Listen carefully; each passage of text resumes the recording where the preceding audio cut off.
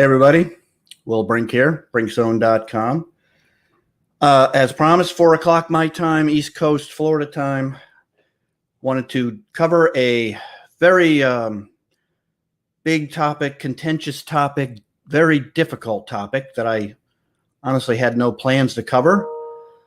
But things have changed, of course, with the COVID situation. And I felt that this would be a good time to cover the topic.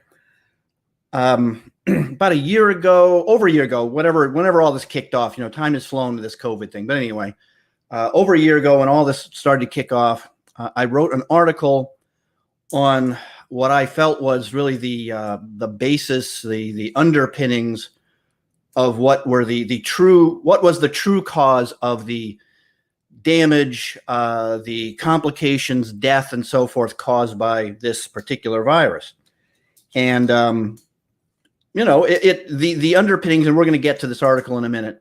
We're going to go through it and discuss it. But so the underpinnings of what really is the major driver of the damage and all that people, lung damage, brain damage, and so forth, is pretty clear cut to me. So I wrote the article. The data at the time was pretty solid, but there wasn't a lot of it. But I felt pretty confident in my conclusions, and I updated it a couple times. A little bit of data, new studies that came out, and that was about it. But when this, now this new Delta thing comes along and is extremely infectious and perhaps a bit more dangerous. Data's kind of moving around with that one, but honestly, at this point, I'm going to kind of go with the assumption that besides being considerably more infectious, it is a bit more dangerous. So I decided the other day that I was going to go update this article, really update it, because there was a lot of new stuff that was coming out that, to be honest with you, to toot my own horn a little bit here, really only confirmed for me that my initial model, which we will get into in a minute, was correct. And it is now, and as far as I'm, before I think I was somewhat hesitant to be overly confident about it because, I am a scientist at the end of the day. At this point, though, I feel very confident in saying that I am dead right. And I was dead right. Now, how right am I? That is, how much does this pathway, this model that we will talk about, contribute to the serious complications and damage and death and all that terrible stuff? That is yet to be seen because there needs to be more studies. But it is either a major aspect of all the negatives that we really associate with it, or it is a major issue. But it's one or the other. That's as low as it gets. It's either a major issue or it's the major issue. And I am very rare. Hopefully those who follow me and know me know that I am a pretty cautious person when it comes to making absolute statements like that. So anybody that knows me knows that that's not really not common. So comment section is on. Please, just whatever you do, just do not go down any of the obvious rabbit holes of claiming, nefarious dark web groups are to blame and that type of thing. I don't want to go into any of that. So let's just keep it to our topic. There's just a lot to cover here. And so this article, well, I'm going to bring this article in. Hopefully some of you have at least taken a look at it. Okay, how come it didn't come in? What's going on here? Danging it. Okay, here we go.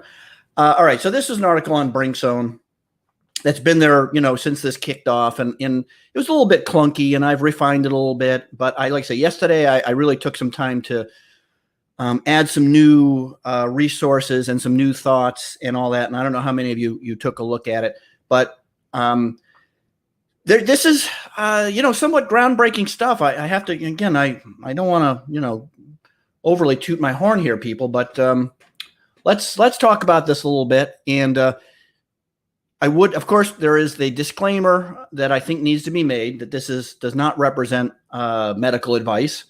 Obviously, I would not take the advice of this article or any article on the net as verbatim medical advice. And so, I gotta put that out there.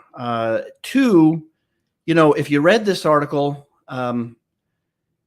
it's a really tough balance to write an article that hopefully the non-scientist, non-medical professional can understand to the point they need to, while supplying enough information, enough technical information, and enough resources for those that are, medical professionals and scientists and so forth to get what they need to at least go down and look at the sources that you supplied and click through to some of the articles that you mentioned.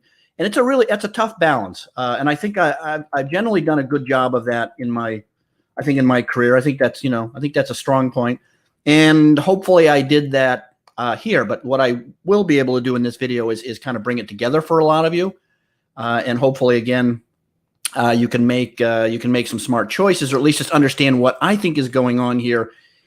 And what I think is a huge, major blind spot in the treatment and the approach that has been taken with COVID treatment, especially say when people have gotten themselves, if they do end up, in the hospital or in the ICU and that type of thing. Though there's, some things we can talk about. So, now let's just make sure that most people, the majority of people don't have serious complications. Serious issues. For most people, it's either just like the flu, it's just a shitty week or so, and that's most people. But I have to say, also, if you've been following my page, on Facebook, with this new variant, I have been seeing, and I've been sharing it on Facebook, a number of people, and we'll get to a particular person, a number of Facebook friends and people that I know that are they are not in the typical box of people that should get really ill and end up in the hospital. That is, they are healthy, active, young or youngish people without any comorbidities that have gotten actually quite sick and, like I say, ended up in the hospital. So I have to say, I'm not as confident these days, especially with what's going on about the usual suspects that you expect to get sick. Now, they're still going to be the same people, but I expect, and remember, there's always a lag in data of at least a few weeks, if not a month or so, where who is getting sick and why and how many hospitalizations and all that, is going on. That there's a lag. So I expect in the next few weeks to a month or so to see a higher number of people that are not the usual suspects we expected to get particularly sick. So with that, let's talk about the most high profile person that some of you, I assume, are aware of. But if not, let's talk about Bill Phillips. So Bill, if you don't know who Bill Phillips was, Bill Phillips created or not, at least bought and then really promoted the supplement company EAS. He was the publisher of Muscle Media, which I wrote for. He wrote the top-selling book, Body for Life. That was a big diet book. So if you were into bodybuilding and all that back in the day, you all know who Bill Phillips is. But to give you an update on Bill. So Bill had COVID, diagnosed COVID over a year ago. Healthy guy in his early 50s, works out. He's all the things you would expect to not have a real problem with COVID. And Bill, if you didn't see the pictures and all that, Bill was, 8 hours away from dying, like literally, like family coming to say goodbye and all that. He was in a medically induced coma for an extensive amount of time. I want to say a month, but I don't have the dates. And Bill is through it, but he has obviously got a long road ahead of him. It's not. I think a lot of people again say, okay, you get COVID. You have, some complications, you come out, and you're back to normal. But for people that, have serious damage, that get serious trouble, that's not the case. You may be alive, but you may never be the same. Some of the damage to whether it's your heart or your lungs or whatever may never fully recover, and you may never fully recover. So just keep that in mind. It's not just an on-off switch. So I will try to keep an eye on the comments. Like I said, I sort of have to flick back and forth between screens. What I need two screens to do this. But when I'm looking at the article, I'm scrolling. I'm actually looking at the article. So let's get into this a little bit. Hopefully, I've set this up properly that you all are waiting for some hard info here. And where, like I say, where the medical system is continuing to fail us, honestly. So let's hear, if you're seeing me scroll up. Okay, so basically what I did was, all of you probably, I'm sure you've heard of, cytokine storm, things like acute respiratory syndrome. These are all common. These are common terms.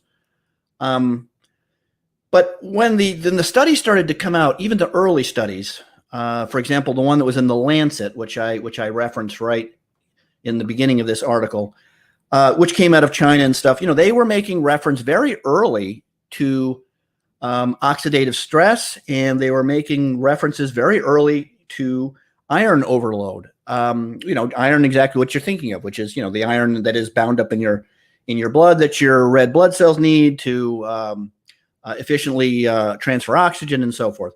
And this was pretty early, and they were talking about this, and I went and dug into that paper and a number of papers, and to me, at least, it was as obvious as this big nose on my face here as to what was going on, at least again to at least an important factor, whether it was the important factor or an important factor. What was clear was it was not being addressed and needed to be addressed. And I wrote my article, and I developed what is a pretty straightforward model. So, I'll show you exactly where they're missing from, other than a handful of doctors and a few others, where basically the entire system is still missing the boat. And in my view, lives could be saved, and a lot less damage could be created if they got with the program here. So. So I'm going to have to go a little bit backwards. So we're going to start with, hopefully you can see my pointer here. Can anybody see my pointer? Am I moving that? Let me make sure you can see that, because I'm going to use that. If you can't see it, then of course it's going to be a little more difficult for me. Yes, no. Anybody? All right. Well, let me know. Jim posted, Jim Estes, hopefully I pronounced that, posted a link to, I assume Bill Phillips' status. I'll take a look at that later. Bill, sorry, Jim, I got a lot open here. So, all right. So Jim said no, yes. Well, Ken said yes, and Jim said no. Well, that's okay. Well, anyway, gentlemen, I hope, so you do obviously see in bold, this is the basic model that I proposed. And as the year has gone on, the more I've researched, like I said, I've gone from being pretty confident in it and confident that it was accurate in terms of something that needed to be addressed, to absolutely convinced that, this is kind of where it's at, and we need to, like I say, and this is where I think we're being let down, and you'll sort of figure out why. So what COVID does apparently is causes a big release of free iron into the system. So you all know about heme iron. You know that iron is most of you know about iron, and iron is bound, and iron is essential. We can't live without iron, obviously, and you all know about anemia and all that. However, free iron, when it is released into the system as unbound iron, is an extremely potent oxidant, i.e. a pro-oxidant. It is very damaging to endothelial. It's damaging basically to everything. And it causes what is known as, of course, as oxidative stress. Now, you've all heard of oxidative stress. That leads in kind to cytokine storm, which leads to all the really nasty stuff, which is sepsis and severe acute respiratory syndrome and related sequelae or sequelae.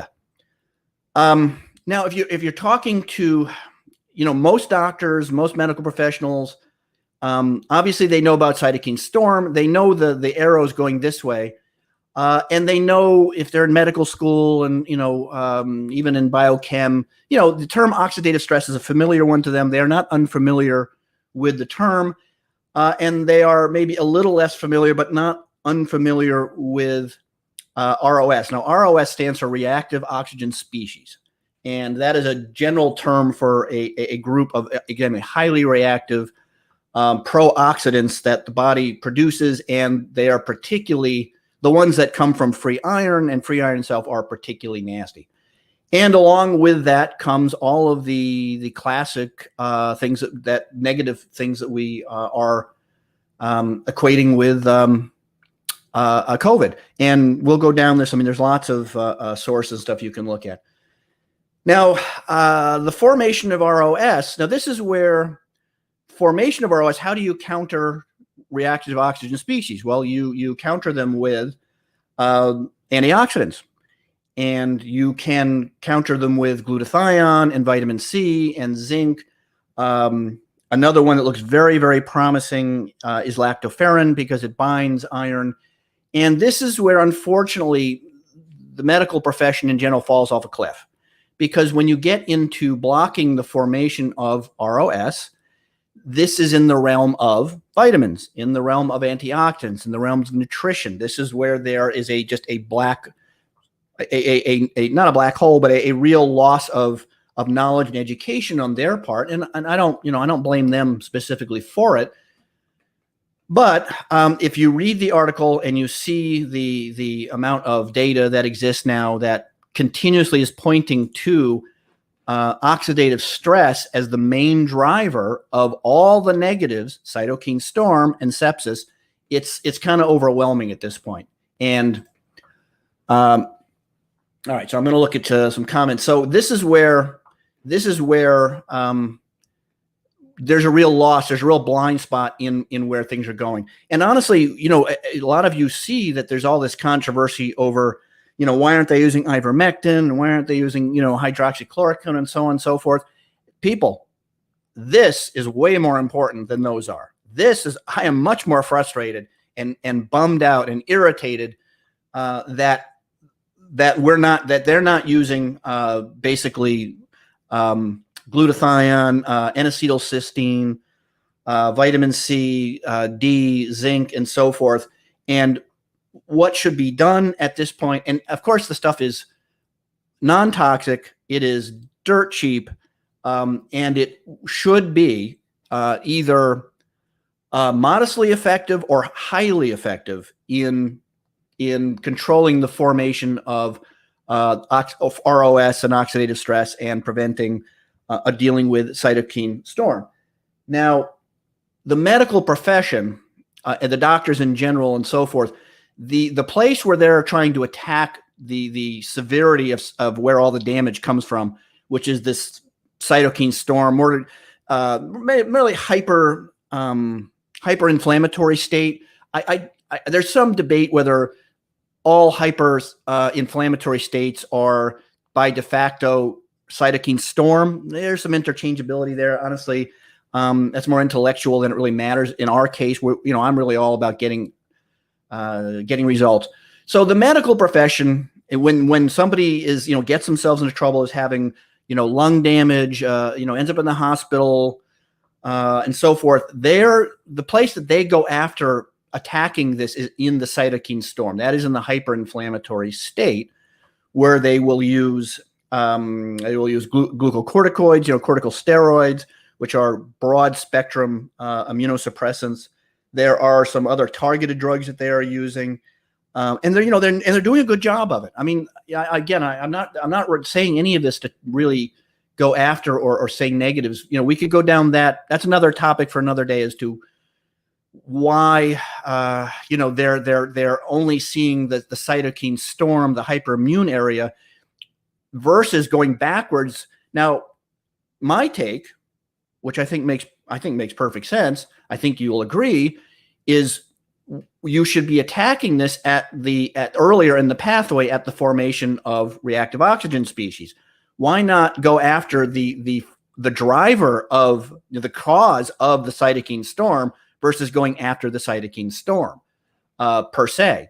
I think that's, you don't have to be a genius or a medical doctor to say, okay, that makes sense. So Jim just said the cursor is very small and disappears in the text. All right, thanks, Jim. I guess what I'll try to do in the future is come up with something, more obvious and easy for people to see. So thanks for that. I will work on that. Hopefully, you can see the bolded. The important parts we're talking about are in bold, and hopefully you can see that. I will work on maybe a bigger pointer for the future discussions here. Hopefully I am making some sense. If I'm not making any sense, or you have a particular question at this point, throw one up. I am trying to move fast because I don't want to, drag everybody in here forever. And there's just, a lot of stuff to cover. But I am going to stay, like I say, in this model for a while, because like I say, you'll see that if you can see the model, you see the arrows are going in a direction, right? So this is the very early part of where things really go bad with COVID. Now, I will say that this is true of pretty much all viral infections. The importance of glutathione, specifically glutathione, but oxidative stress and controlling oxidative stress appears to be important in all viral infections to differing degrees. But we are talking about COVID specifically, and it does look especially important with COVID. So I'm going to stick to this. But if you look at this article, and I will of course post it as I always do below the video. If you haven't already seen it, just go to Brinkzone. It's the first one that comes up. If you haven't seen it, there is a ton of links interlinked into this article so that I could keep it shorter. But so my basic take home here, that for you all to understand the big missing, the true missed opportunity for treatment here right now, and I kind of thought we had under control. Treatments have gotten much better. There's vaccines and so forth, and obviously a different topic. But we're kind of right back into a really bad spot right now. And so I felt that I needed to update this article and honestly do a show I really didn't want to do, because it's a contentious topic. It's a difficult topic. It's kind of a bummer. I wanted to stick to talking about fun stuff, but we will get to what you guys can do at home in a minute. Just give me a second. So I think as long as you all feel comfortable with what I said as far as where we're going with this model, I will work my way down a little bit and leave it to you guys to look at this a little bit more and let me know. So thank you, Steve. I'm not a particularly religious man, Steve, but I do appreciate anybody that says I'm doing God's work. I appreciate that. And what I like to say is I'm trying to fight the good fight, and whether that's any assistance from higher powers, I'll take it. I would never turn down any help and assistance or direction from higher powers for sure. But I like to say that I try to fight the good fight, and I always have. So if you guys are comfortable with that model and kind of got a handle on it, then I'm gonna go down a little bit so we can talk about what you guys can take home and what you can do with this stuff. So what I do with the rest of the articles, I go through some deep stuff. I do break down some of the nastier stuff. Specifically, I talk about sepsis, which is sort of a whole body infection where if you get into septic shock, you're in big trouble. You've got the survivability of serious septic shock is pretty low. But again, they really do. They're going to hit you with a heavy amounts of corticosteroids and other meds and antibiotics and all that. So I do, through the rest of it, I talk about sepsis and I talk about cytokine storm. So let's go down to So here's my take home is this from the medical perspective, and then we'll get to kind of your own stuff. And I would also like to point out, sorry, I'm going to jump around a little bit because my brain is kind of active. Even if you've had COVID, there is something, of course, called post-COVID syndromes, and those are going to be around for a while. And even if you've had COVID and you didn't know about this information, it's still absolutely worth doing everything that you are hearing and reading. In my view, what you can do at home, and you can probably also, you will be able to probably find some alternative doctors in your area that would be willing to plug you into an IV of some of the stuff that we're going to talk about. So my bottom line here is I think that the addressing that ROS and that oxidative stress, I think that anybody that comes into the hospital at this point, they even hints at having COVID, should be plugged into an IV bag immediately of the minimum, like I say, vitamin C, thiamine, N-acetylcysteine, zinc, and possibly, and this would be a medical decision, of course, but even possibly maybe even low dose glucocorticoid type thing. But okay, you wait till they come back, and if they are positive for COVID, but at the very least, they should, like I say, they should be an IV bag of a mixture of stuff that is, at worst, you've wasted a couple dollars in supplements. It is utterly safe. It is non-toxic. It passes the most important, basically, page one of being a doctor, which is first do no harm. Unfortunately, the medical profession, not all of them, some of them are great, but a lot of them have really lost that tenet. That is like the oldest thing that doctors learn, which is first do no harm. Everything else after that is, something else. And so the worst thing that would happen when somebody comes into the ER and they've got, classic symptoms and you're waiting for the test to come back is plug them into an IV of these ingredients that are in the article. So I might have missed one, but, like I say, C, thiamine, N-acetylcysteine, glutathione, zinc, vitamin D, though you wouldn't get an immediate effect from vitamin D. You could basically assume that most people are deficient. And again, it won't do them any harm. And then you can take it from there. And this is going to be the strongest thing I'm going to say, and one of the strongest things I've ever said. I think at this point, we are now at the level, because there's so much data out there, so many studies that keep pointing at this that I feel are just kind of being ignored. I think we're now bordering on medical negligence by not doing this. And I hate to even say bordering on criminal negligence. I think that's a very strong thing to say. And I wouldn't even blame some of my medical friends who might be seeing this, that might get irritated at me, but I'm going to at least stick to medical negligence at this point. And I do understand why they're not used. It's not down to individual doctors. The system itself, it makes it very, very difficult. And that's a whole other conversation we'll have to have someday. But, a lot of people are out there saying, I can't believe they're not using ivermectin and they're not using this and not using that. This is far worse. This has better data. This has a even better safety profile. This is as no-brainer as it gets, and frankly, I consider ivermectin and the rest of them second tier issues and complaints as to what people should actually be really upset about, because this is where it's at, and.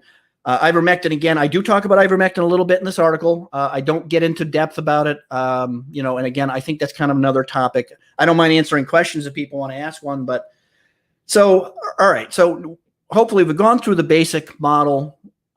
We've talked about where I'm at, my thoughts are on this. There's some studies, of course, I give some of the evidence. There's a lot of links in here. The whole article is interlinked with a lot of papers if people want to follow up. You might want to pass the article along to, any of your medically inclined friends. I've had, I haven't had one doctor or one scientist or anybody I know come back and say, Will, you're off base, you don't know what you're talking about, and so forth. Speculative, yes. But again, I'm a scientist and I know how to write things in such a way where I'm not making over the top claims, that I feel that I can't support or are not supported by the data. So, but let's just say, so the sort of the linchpin here to all of these, to be clear, is glutathione. You cannot underestimate the importance of glutathione. Glutathione is kind of the master antioxidant in all this, one that supports all the other antioxidants, and any protocol and stuff that does not include either glutathione or glutathione precursor such as NAC and Whey. Remember, Whey is very effective at raising glutathione, possibly more effective than NAC, but of course you can't IV Whey, so that's an oral, strictly oral. So, I go a bit as we go down here into the importance of glutathione. So the importance of, like I say, and there's actually a really good paper linked in here that posits that, in fact, the glutathione deficiency is the #1 cause of all of the complications and damage and deaths caused by COVID. Now that's pretty bold statement. But I welcome and I invite you guys to click through it and read it. There has not been, unfortunately, is, well-controlled intervention studies where, they're taking people and plugging them into, treating them this way. There are some interesting NAC studies that are very suggestive and very positive for sure. And I think there are some studies underway looking at NAC. But, just I'm coming a little bit full circle, and now we're going to come to some of the stuff that, you guys can do for yourselves. But even going way back, people might be again say, well, why doesn't the medical profession know about this? Well, again, this is an area where their education and knowledge kind of falls off a cliff. So they kind of stop dead at, like I say, kind of at the inflammatory part. And that's kind of that's where they tend to attack the inflammatory aspect of the damage. And I think they actually do a pretty good job of it these days. I mean, the protocols and stuff are, they're pretty good. And which is why we're seeing greatly reduced fatality rates, case fatality or CFR, and all that. And of course, I think other things are helping, such as the vaccines, but they're not going after it where it starts, where the driver is, which again is even easier to address, less toxic, less expensive, and you know where I'm going with that.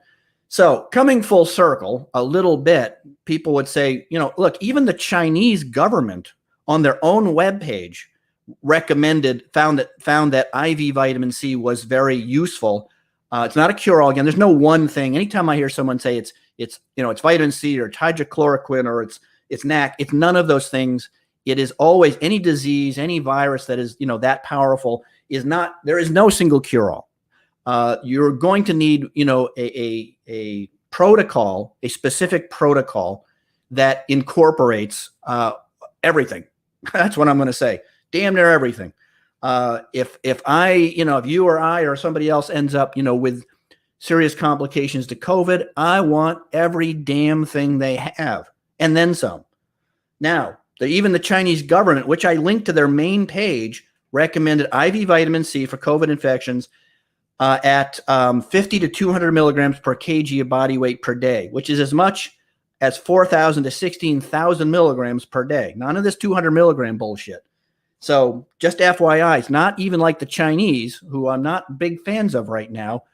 Even they, put this out early on as to what they found worked and so forth. So just FYI, this is not like this stuff's been hidden from anybody. It's just, well, again, we could go on and on why some of this is not being used. And I think we all have a pretty good idea. And it's complicated. And if anybody says, well, it's the FDA or it's big pharma or it's whatever, it's not any one of those. It is a combination of the way the system is set up. It is, there's probably, and it's not just corruption or something like that. And I think that's a topic maybe we can cover on another day, but, individually, what I will say is the fault does not really lie with individual doctors. It really lies at a larger scope with hospitals, which are petrified of liability, will generally not use what is not approved by insurance companies who have to reimburse. That is not FDA approved. That gets a lot of pressure and lobbying by pharma to use something else. There's your answer in a nutshell as to why this isn't getting used. But individual doctors have their hands tied, which is at least in those settings. Now, doctors that are have their own clinics and stuff. Well, again, you'll find they can be more progressive, and they're able to use some of this stuff. But even their hands, again, it's not a free for all. Even they've got to be careful about what they give and what they don't. So, all right, I'm gonna look at some before I continue on as to my final thoughts on what you guys can do for yourselves. Kent said, "Will, I got the J&J vax back in March. Do you think I'll have to get another one anytime soon?" Good question, Kent. Very good question. The answer is probably. As expected, and I don't want to get too vaccine heavy here, but The vaccines, there's just a lot of misunderstanding about the vaccines, and the vaccines were never meant to have permanent immunity. And anybody that thought so or said so does not know what they're talking about, not paying attention. So what appears to be pretty clear is those that are vaccinated are definitely in better shape than those that have not been vaccinated as far as serious complications and death and hospitalization, not infections. Remember, don't let groups and organizations with their own agendas, get your head all wrapped up in terminology and stuff that, they've got their own agendas to either have you for or against a thing. And I'm not going to, go down that path. However, where was it? The immunity against a serious infection, complications, is, does start to wane after probably about a year, which is 6 months to a year, which is not a big surprise, which was, I think, pretty much expected.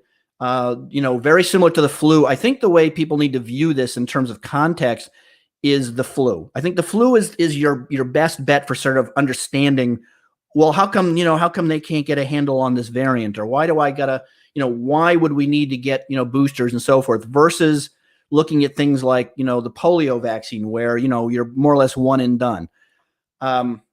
The COVID virus, as far as behavior and type and family and all that, is much closer to a flu virus than it is to something else. And so, I think you guys would all be aware that, you can get the flu shot, and when a different variant comes along in a year, you can get the flu again. I mean, that's why there's the flu shot. And, if they guess the right variant and they make the flu shot to that variant, it's highly successful. If they don't basically track the right variant, it's less successful. So you got to think about it that way.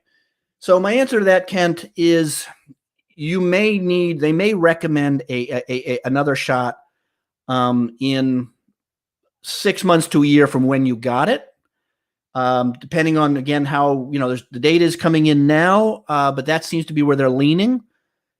Israel, for example, Israel is one of the most vaccinated countries in the whole world.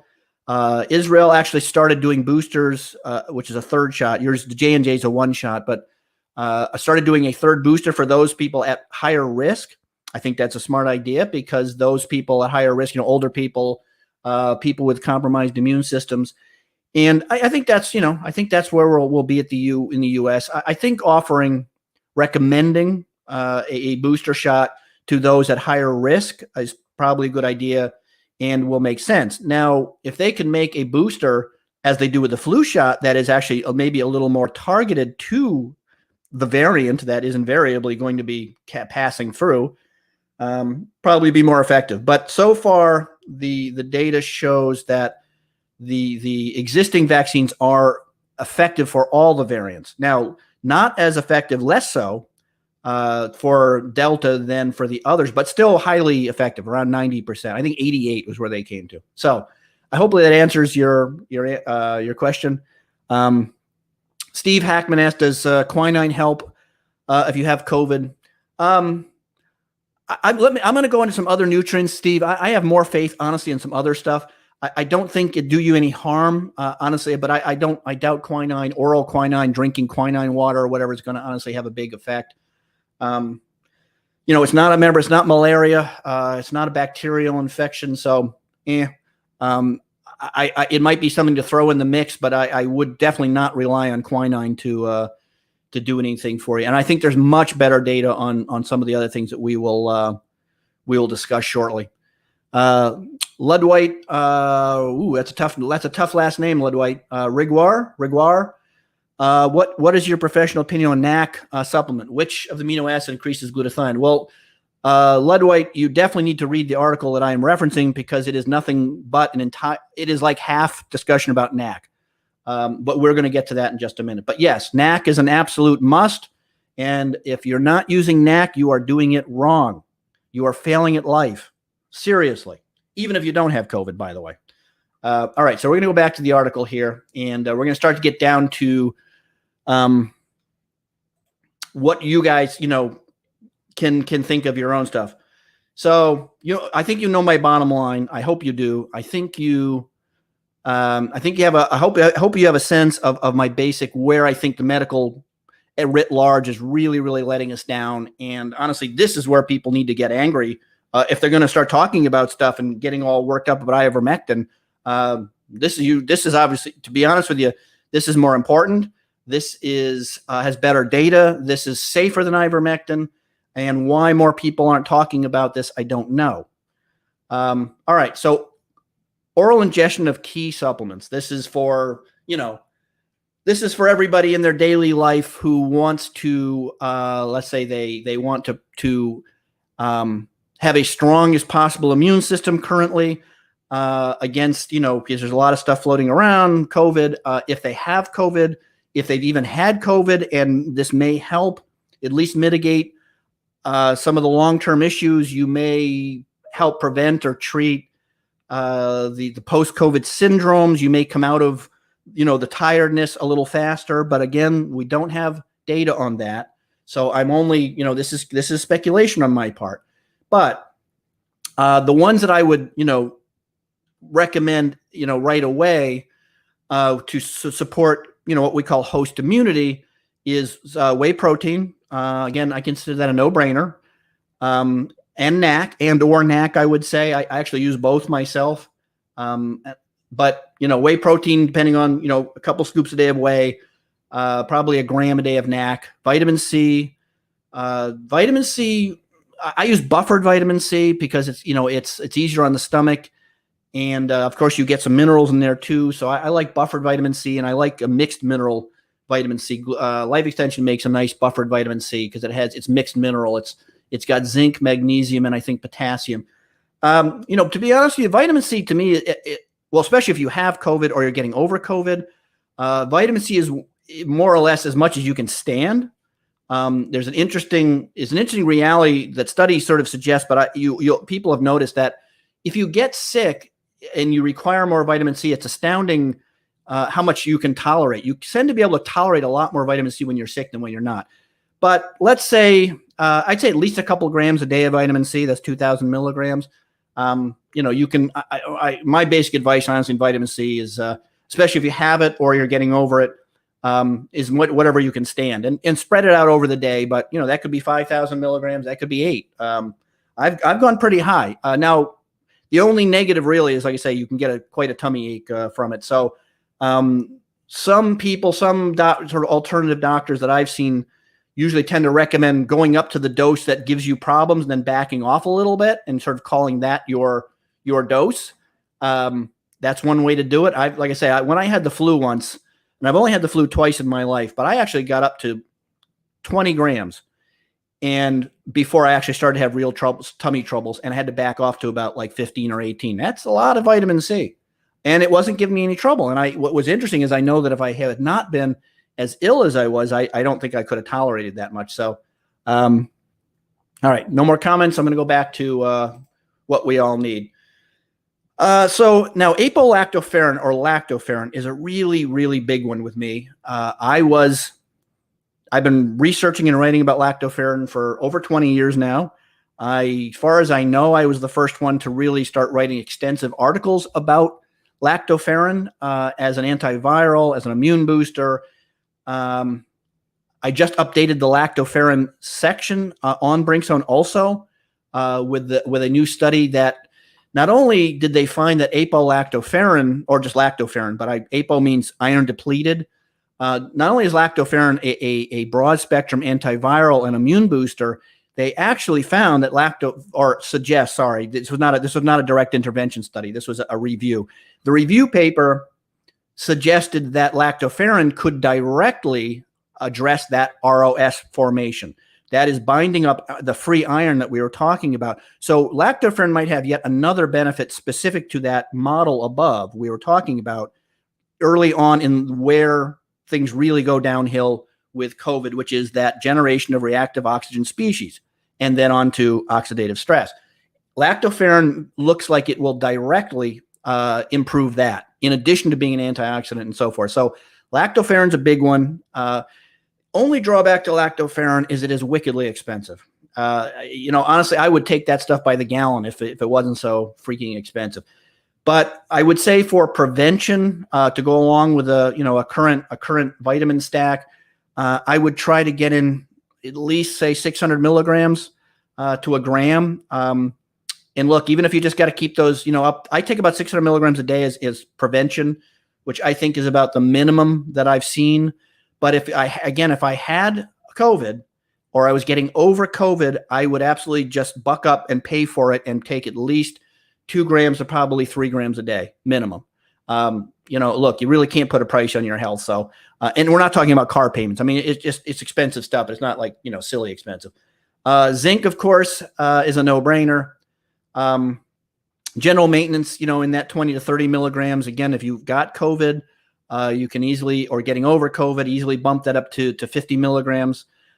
Magnesium is in there, not really because it has per se direct effects on its own, but magnesium is deficiency is so common, and that it's important in so many enzymes, especially vitamin D. The enzymes that vitamin D needs to do its thing, that is to become all these downstream metabolites, active metabolites, require magnesium. Enzymes that make glutathione require magnesium. It just goes on. And so I think magnesium is kind of in there as a no-brainer. And of course, vitamin D. Vitamin D, I would say 2 to 5,000 IUs. But if you look on Brink Zone, I have some very extensive articles on vitamin D.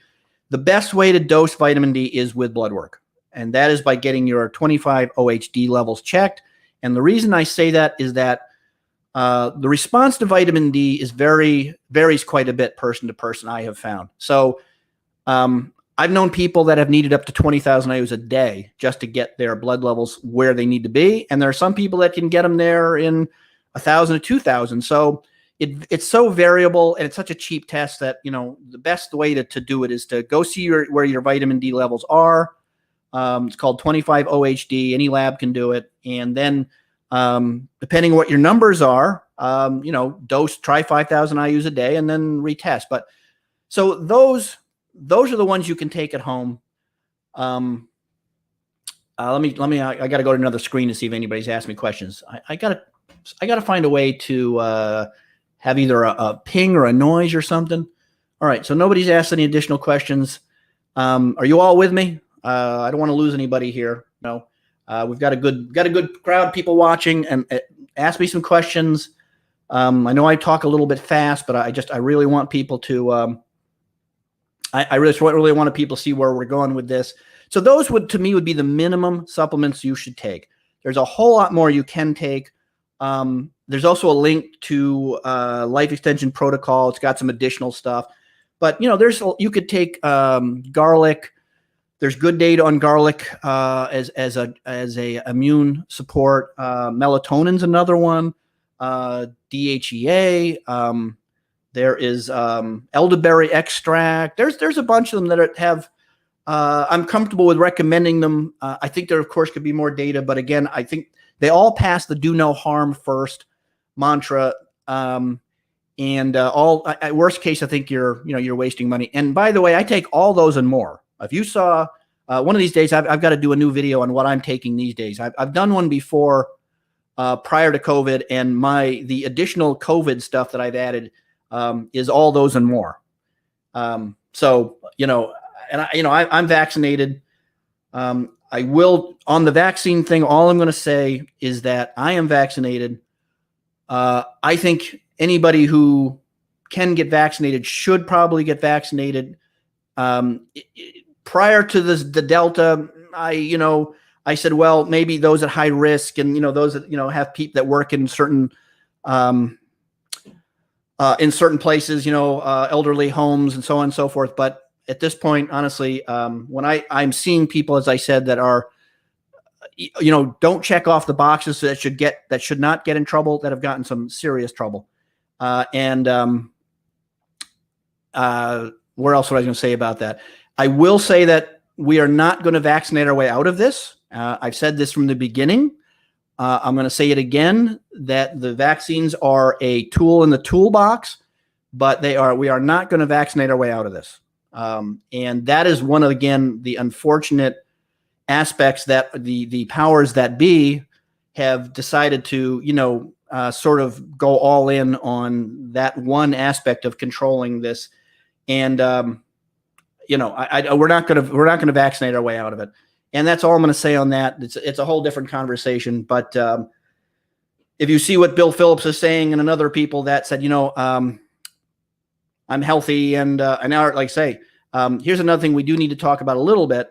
People that have already had COVID, we have to go back to that flu example.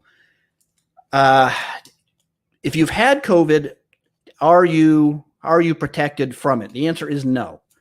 So if you had COVID, the natural immunity, one of the problems with the natural immunity from COVID is it was variable person to person.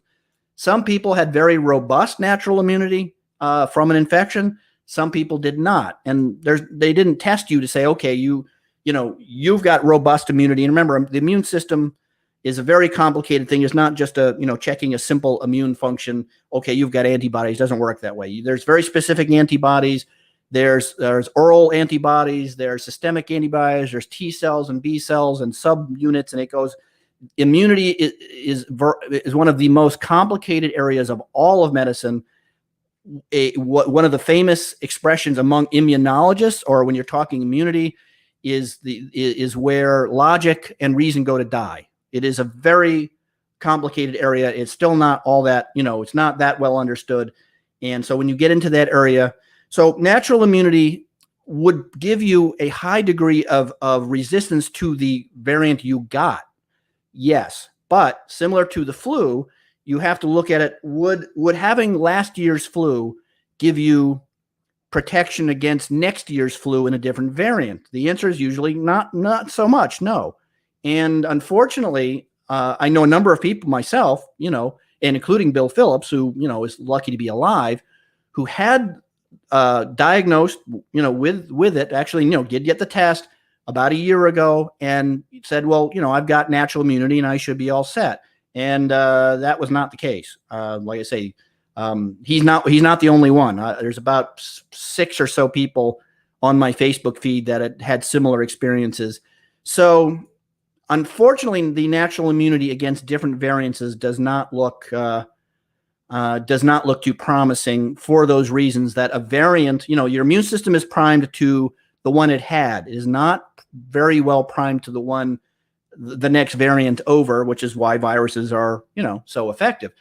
The vaccines are more effective across the spectrum because they target a specific aspect of the viruses that all the viruses have, which is the spike protein. Now, there are some modifications to spike protein by the viruses, but to date, the vaccine immunity appears to be more broad spectrum than the natural variety. And I know that, again, it may sound a little counterintuitive and annoying, but it is what it is.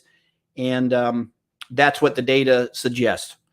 And it's consistent. It's not, again, it's not random stuff from one group of scientists or whatever that, we may, or somebody may say, well, I think they're biased. It's it's from a handful of countries that have, seen the same thing and so forth. So that one seems to be pretty there. And I also remember, I don't just talk about this stuff off the internet, and I don't get my information just from published studies.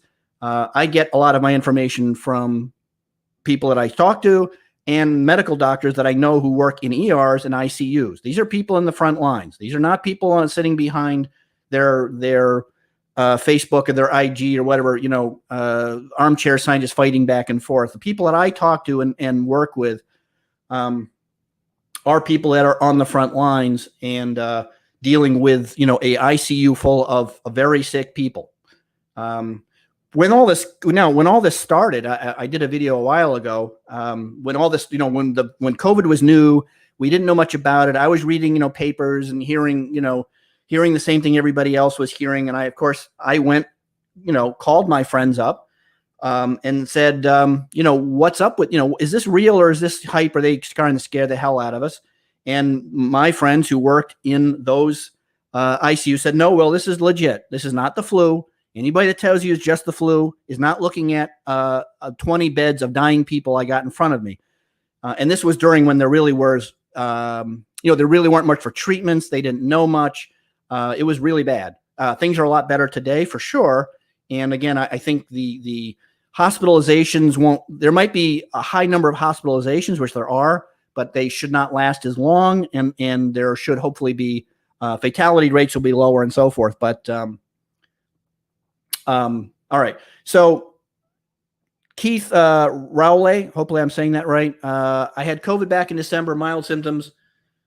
Both vaccines made me feel more unwell than the virus, but nothing to really complain about. I did think long and hard about having them, but the new variant swung me in favor. Keith, I think that is probably a wise decision. From what I'm seeing, and look, if it's N equals 1, but if Bill Phillips' experience doesn't convince people, I don't know what will. At this point, I mean, the poor guy, he was all the reasons that somebody, would walk away from it and be fine. Now, remember, I do know other people, that have had it, and they were, as you said, it was pretty mild. But Bill got it once, and it was fairly mild, and so he thought, well, okay, I've already had it, and I'm healthy, and all that, and I don't blame him. I understand Bill's reasoning to that, and other people's reasoning to that. I do. I can totally understand saying, I'm 40 years old. I've already had it. I'm in good health. It wasn't a big deal. Okay, I'm not going to worry about it. I understand it. But I think it's probably not the way to go at this time. So let's finish this off. I'm going to go down a little. So hopefully you all know what I think you guys should be taking. Now, below at the end of the article is just a separate section.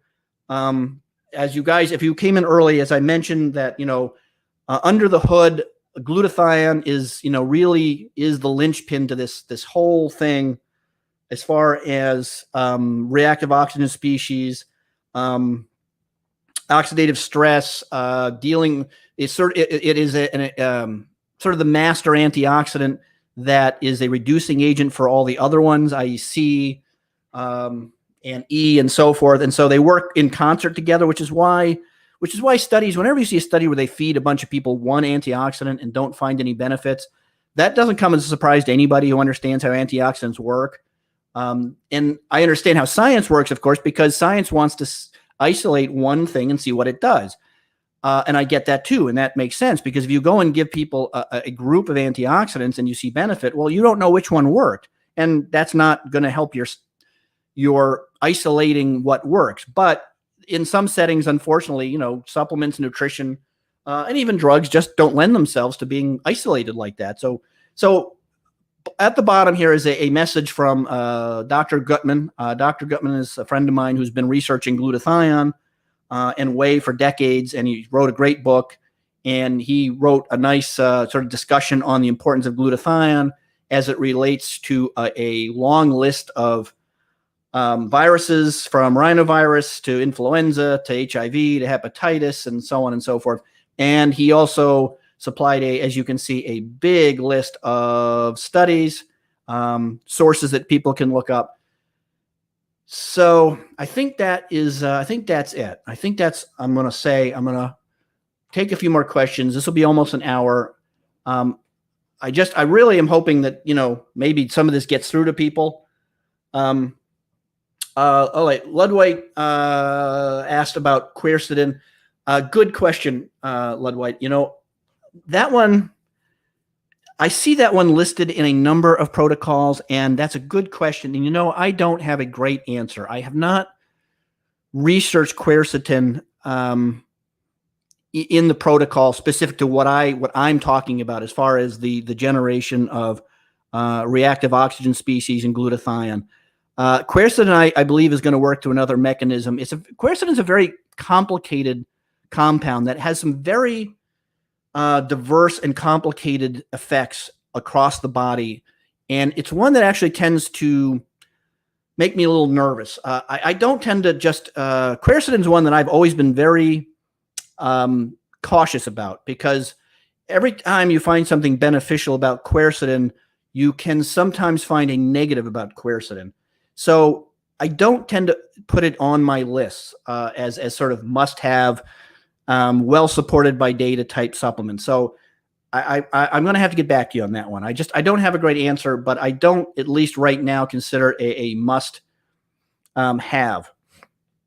Quercetin can modify drug metabolism. It's a what they call a P450 enzyme inhibitor, and it just has a lot of really complicated effects that I'm not that comfortable with recommending sort of just willy-nilly, I guess they would say. So hopefully that answered that. So all right, so we've been an hour. Hopefully I've answered most people's questions and you understood where I was going with this article.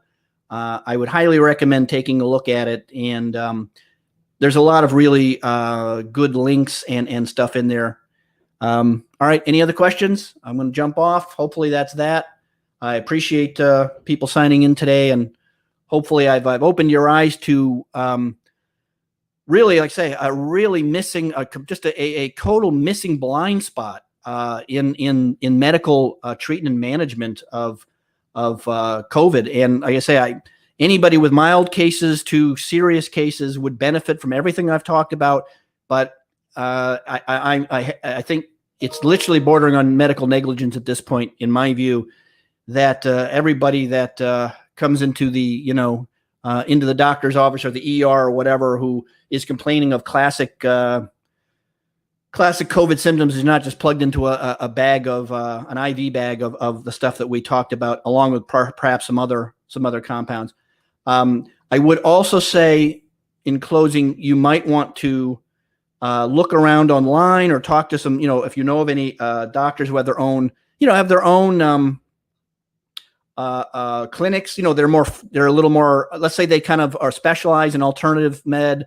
They're a little more flexible. And what you might want to ask them is, do you offer, IV, C, and NAC, and glutathione, and zinc, because I'm really interested in trying it. Or if they just make sure they have it. Let's say you do, you get COVID, you should know where to go, and just you'll be able to call the guy up and say, look, I want to come in tomorrow, and I want to get IV'd up for these supplements, and have it there. I've already got I know 2 doctors within 10 miles of me that have said, yeah, Will, I have that stuff on hand, and you come in and we will whip you up a batch and plug you in and get you squared away. So, all right, guys, I'm going to jump off.